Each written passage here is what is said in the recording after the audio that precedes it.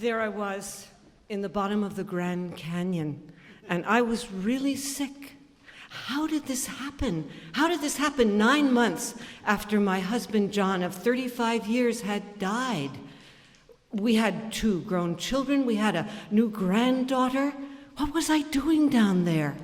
Well, my sister Catherine, who had seen me through his death, loves the Grand Canyon, and she arranged this trip. And she said, "Come on, Neshama. It's a trip in a lifetime. And you couldn't go down with John because it was too far from medical help.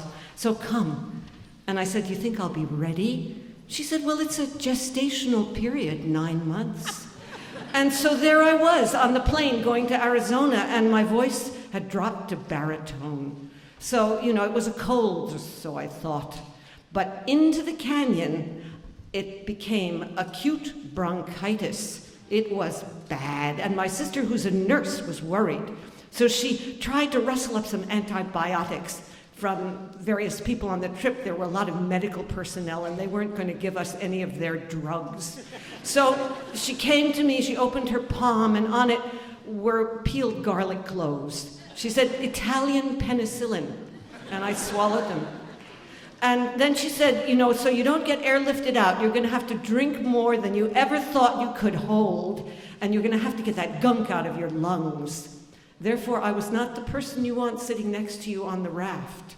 I was hawking and spitting, and I was reeking of garlic, and I was often crouching over a pecan. Now, on the river, you're supposed to just hold onto the side of the boat and kind of hang on out and let the river take your deposit. But I couldn't do that. I was too weak. And everybody else went through the rapids with terrified, screaming joy. And I just went through terrified, holding on for dear life. And then we would come to the shore, and I would wobble out and lie down and let the activity of the camp swirl around me. And I felt very weak and very alone. Usually I'd be the person handing the stuff from boat to shore and then looking for the perfect campsite and then helping with the food, but I just lay there. And I especially felt alone when they went off on those side trips, those side hikes. And there I was, under the shade, what shade there was. And then I realized what was really going on.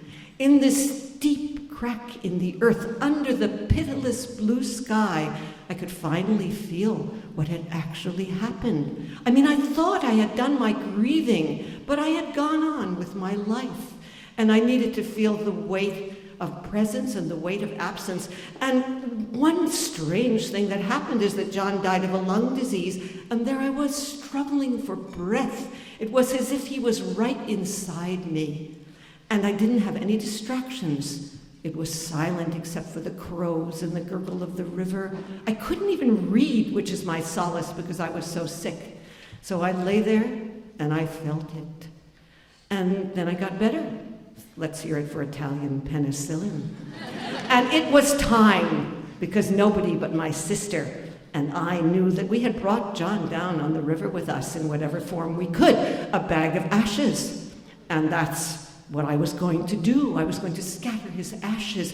And we decided the place he'd love most was the little Colorado, a playful side stream. And so while everyone else on the trip was kind of going down this little carnival ride, Catherine and I sloshed upstream, and we found a kind of a quiet glen, and I got ready to scatter the ashes. I imagined they would swirl and mix and go down the Colorado. Anyone who knows anything about ashes knows this doesn't happen, especially when there's a wind.